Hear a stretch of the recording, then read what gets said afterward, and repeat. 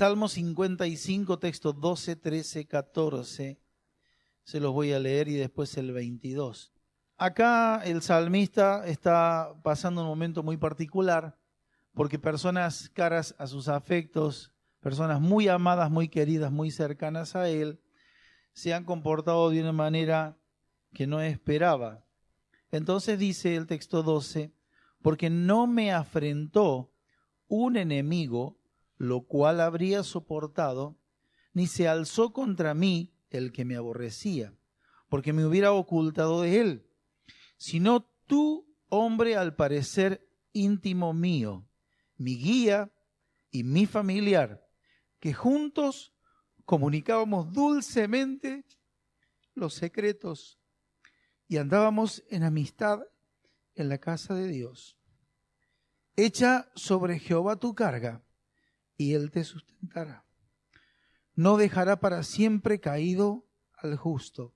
Promesa de Dios. Dios jamás dejará al justo caído. Jamás, jamás. Y justificado es todo aquel que en Cristo es justificado delante de Dios. Justificado pues por la fe tenemos paz para con Dios. Por lo tanto, mi hermana amada en esta mañana, eres una hija de Dios, justificada delante de Dios de todos tus errores. ¿Por qué? Porque Cristo pagó ese precio que te hacía deudora ante Dios y hoy libre de todo tipo de deuda y de peso, dice la palabra que porque eres justa, Dios nunca te dejará caída. No te dejará caída, pero sucederán cosas que tal vez provoquen una caída, un golpe, pero de allí Dios te levantará. 7 veces caerá el justo y de todas se levantará. Pero acá hay algo también que Dios trae para descomprimir a veces esa situación. Dice, echa sobre Jehová tu carga y él te sustentará. Bien. Les digo esto porque la palabra de Dios tiene todas estas cosas. A nosotros vivimos en el gozo y en la alegría del Señor, pero a veces vienen momentos difíciles, momentos donde parece que todo se viene abajo, pero debemos confiar en el Señor y no desmayar. ¿Amén? Bien. Ahora les pido, por favor, si ustedes quieren, abran su Biblia en 1 Samuel. Sé que los textos que estoy leyendo, excepto algunos que por allí vienen al momento, no están. Pero lo que voy a leer ahora está en 1 Samuel. Usted lo puede anotar si quiere o memorizarlo. Y después en la tarde, si es su deseo, lo puede estar leyendo en su hogar. Pero aquí, en 1 Samuel, el primer texto habla acerca de Samuel, de su nacimiento, habla de la familia, habla un poco de su papá, de su mamá, y en una serie de cosas que nosotros queremos en esta mañana estar viendo. Proverbios 31, 30 y 31. ¿Lo tienen? Por favor, lo pueden poner para que todos lo vean. Proverbio 30, Proverbio 31, texto 30 y 31. Alguien que lo lea desde allí, por favor, para todos.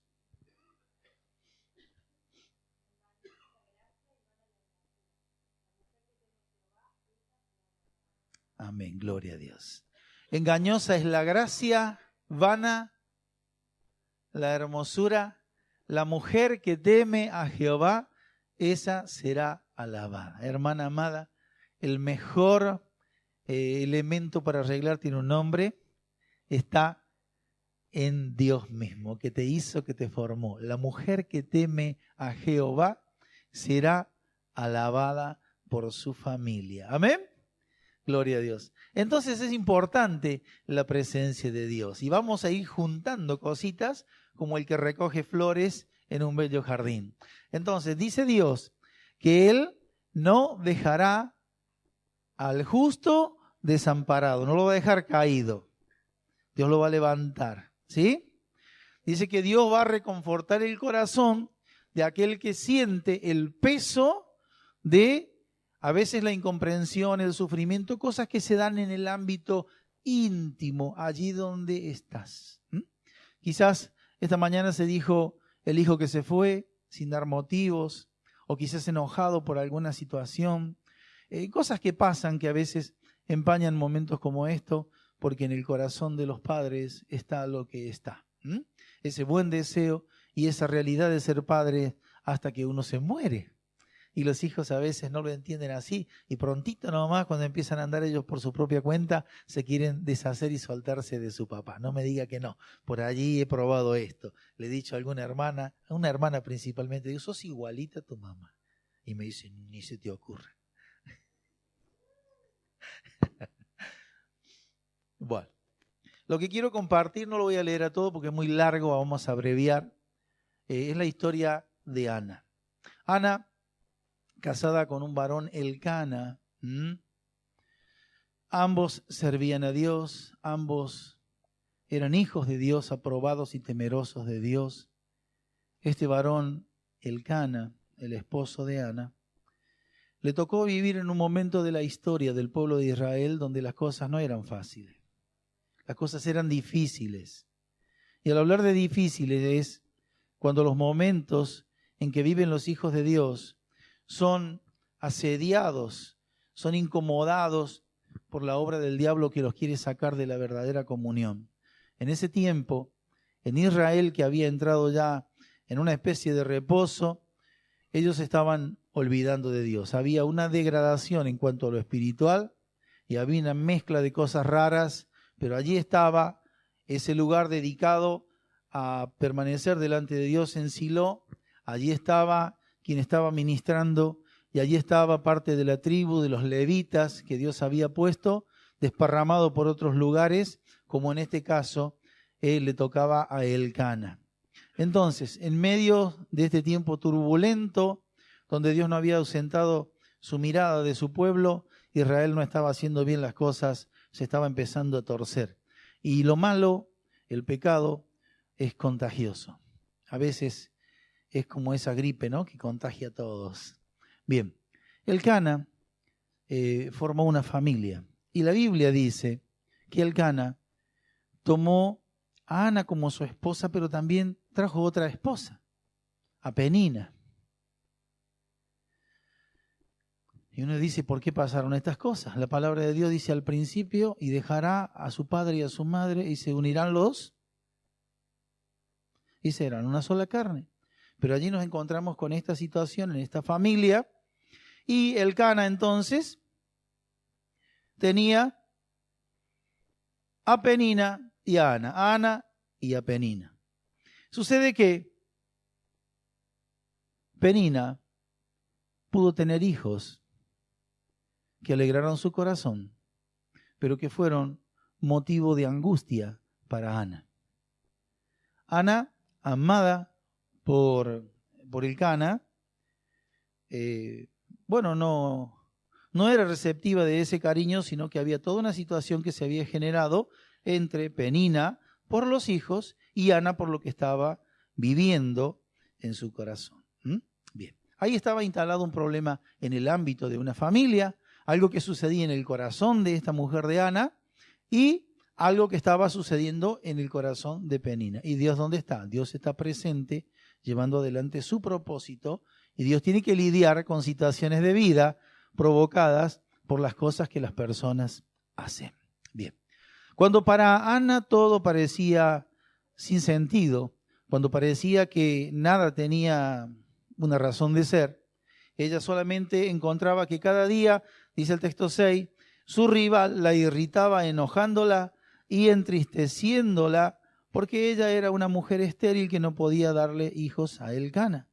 Entonces, ellos preparaban su tiempo de acercamiento al templo y armaban todas las cosas, y Ana iba así siendo parte de una familia, pero llevando ese peso enorme de lo que le estaba sucediendo. Y dice el relato bíblico, usted después lo puede corroborar, que llegó el momento cuando Elcana, que hacía todo lo mejor, por ejemplo, cuando le daba, dice, la mejor porción de carne para Ana, ella no se sentía feliz, no experimentaba para nada alegría, sino que estaba desanimada y había entrado en una especie de como de depresión anímica al punto tal que ni quería comer. Y en este estado se encontraba ella por la situación que estaba viviendo. Entonces, el marido de ella llega un momento difícil para la vida de Ana, porque el momento cumbre, digamos, porque sobre llovido mojado, dicen, ¿no? Venían dándose todas estas cosas y el Cana, que hasta ese momento era un hombre paciente con ella, trataba de ser atencioso con ella, trataba de darle todos los gustos, por así decirlo, a la forma de que él interpretaba. Dice en el texto 8 del capítulo 1, y el Cana, su marido, le dijo: Ana, ¿por qué lloras? ¿Por qué no comes? ¿Y por qué está afligido tu corazón? ¿No te soy mejor que 10 hijos? Y esto impactó el corazón de Ana. Y el Cana ya estaba, como quien dice, perdiendo la paciencia, ¿no? Y cuando él le hace este llamado de atención, esto retumba en los oídos y en el corazón de Ana. Y dice, bueno, el Cana me ha dicho esto. Y verdaderamente él no es mejor que 10 hijos. Pero él trataba de hacer todo lo posible para cambiar esa realidad. Cuando llegó ese momento difícil en su vida, Ana toma una decisión. Se queda sin palabras, no contesta nada. ¿Y se va a dónde? Se va al templo. Convengamos, el último momento con el Cana fue el chispazo ese, ¿no? Fue esa situación y ella decidió ir al templo para orar. Podía haber decidido otra cosa, pero de bueno estuvo que decidió ir al templo a orar. ¿Por qué? Porque Ana era una mujer que temía a Dios, que a pesar de las circunstancias difíciles, temía a Dios. El justo cae, pero Dios lo levanta. Muy bien. Entonces,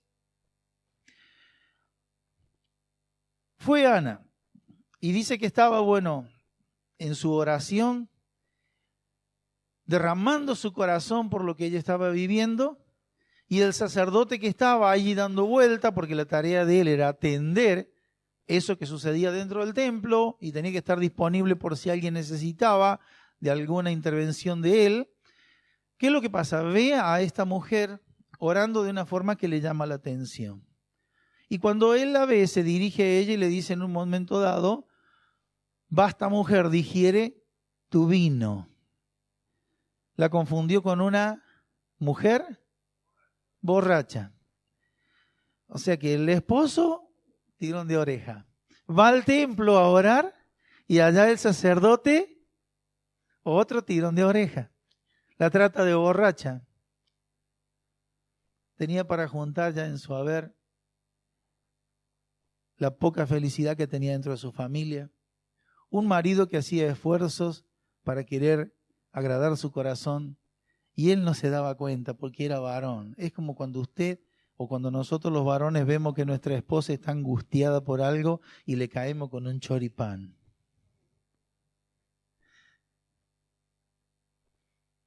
Bueno, ahí estaba el Cana, le daba un trozo de carne. Y ella no se ponía feliz. No era un perfume, era un trozo de carne. Y encima él viene y le embarra y le dice: ¿pero no soy yo mejor que 10? Qué poca sensibilidad. Pero bueno, así somos nosotros los varones. Y ella fue donde Dios se manifestaría, a vaciar su corazón. Y dijo: bueno, me voy a ir a ese lugar. Podía haberse quedado a orar en su casa, pero ahí estaba el Cana. Y el horno, hablando en criollo, no estaba para bollo, entonces me voy al templo. Allí voy a experimentar otra cosa. Y cuando se puso a orar, en medio de la oración que ella estaba derramando su alma delante de Dios, lo que le estaba pasando, no viene justo el sacerdote como otro hombre más y le dice: mujer, estás borracha, digiere tu vino. Y ella dijo: no estoy borracha, soy una mujer angustiada de alma. ¿Y qué es lo que hace ella ahí? Vacía su corazón en oración delante de Dios. Y fíjense lo que pasa. Ella le pide a Dios un hijo y le promete a Dios que ese hijo que Dios le dé, ella lo regresaría para que sirva a Dios allí en el templo. Tarea nada fácil. Convengamos que Ana era estéril. Le pedía a Dios que le conceda tener un hijo. Ese hijo nació, es Samuel, pero apenas al poco tiempo de haber nacido, él fue llevado nuevamente al templo. Qué cosa difícil, ¿no? Mamá primeriza, con semejante antecedente, cuando estaba el nene en sus brazos, ella se alegró, se puso contenta, habiendo superado todo eso, amando a Dios como ella lo amaba, y cuando lo tenía en su casa, acá hay una disputa entre los teólogos. Algunos dicen que tan solamente a los 3 años, escúcheme bien, a los 3 años, Ana volvió al templo y allí lo dejó a Samuel para que sirviera a Dios. Otros dicen que no, y dicen que a los 9 años.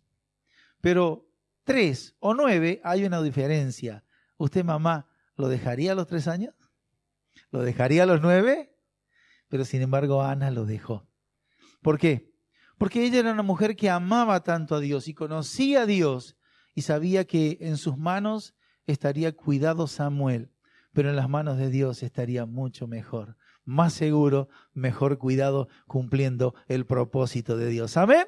Pero no es fácil. No es fácil, porque en el corazón de una mamá estas cosas no son así tan sencillas, ¿no? Muy bien. Y yo quiero abreviar un poco todo esto.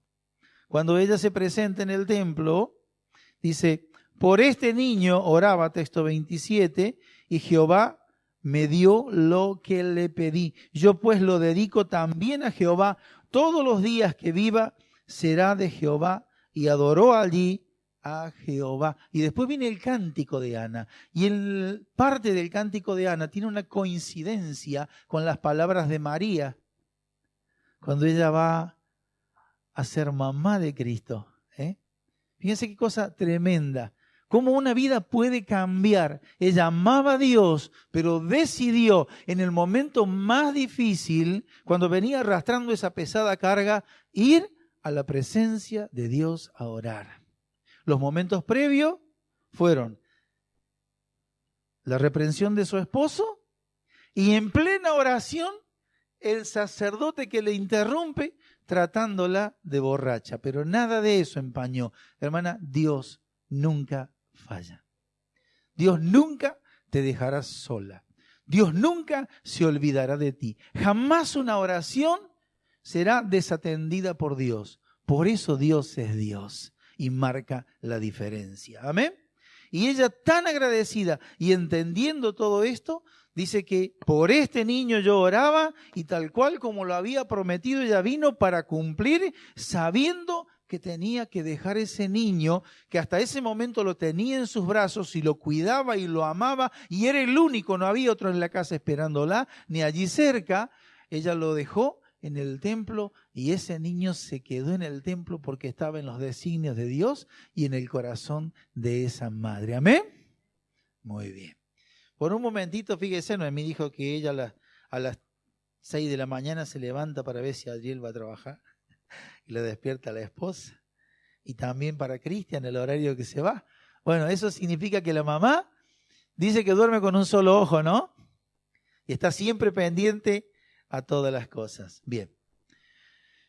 ¿Qué es lo que sucede? Cuando ella hace todo el cántico, después te lee en el capítulo 2, texto 11, dice, y Elcana volvió a su casa en Ramá, y el niño ministraba a Jehová delante del sacerdote Elí. El niño ministraba a Jehová delante del sacerdote Elí. Era chiquito. ¿De dónde había él aprendido estas cosas? Tener un hijo no es tener un hijo solamente, sino que una mujer de Dios, a quien Dios la honra y la bendice, y bendice la familia, bendice el hogar, bendice su esposo, bendice el entorno familiar con un hijo, ese hijo es para que sea criado en esa presencia, en ese amor de Dios, en esa instrucción. ¿Amén? Bien. Entonces, Al ver esto podemos entender que el niño ministraba delante del sacerdote Elí. Sería como un ayudante para él. Elí hacía tal cosa y él iba por atrás, como todo niño, ¿no? Tratando de hacer lo que hacía falta. Pero ¿por qué él tenía esa predisposición en su corazón? Porque Samuel estaba en los planes de Dios, como cada uno de tus hijos. Amén. Cuando la palabra de Dios dice que tenés que bendecir tus hijos, la primera, segunda, tercera, cuarta generación y hasta cuánto. Es para que nosotros abramos nuestros oídos, nuestros ojos y entendamos el propósito de Dios. Y el propósito de Dios es bendecir a sus hijos. Y todos son útiles para Dios. Amén. Así que el niño ministraba a Jehová delante del sacerdote Elí. También dice la palabra que la mamá, que tenía la oportunidad de volver todos los años al templo, había una distancia como de aquí a dónde, como de acá a la casa del hermano Ferreira, como de aquí de Tuzangó al fondo. Así estaba la casa de él, a donde era el templo. Entonces ellos iban una vez al año para asistir a lo que sería una reunión. ¿Sabe qué hacía Ana? Ana llevaba como una mantita, como una túnica que ella hacía con sus propias manos y se la llevaba ¿a quién? A Samuel. Samuel, que estaba ministrando a Dios, sabía que ahí estaba su mamá, ahí también estaba su papá, ahí estaban los suyos. Pero él sabía que la mamá vendría con el regalito. ¿Cuál era el regalito? La mantita.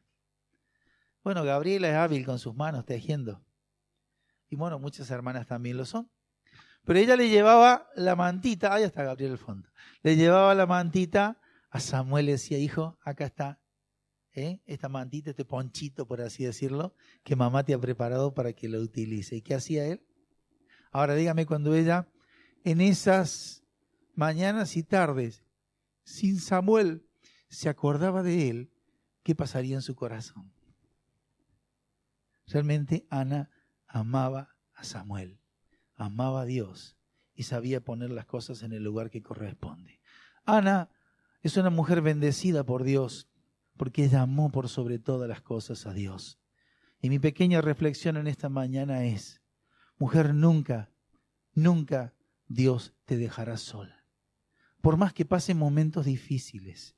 Dice la palabra que el justo, si se cae, Dios lo va a levantar, no te va a dejar tirado. Las personas te van a dejar.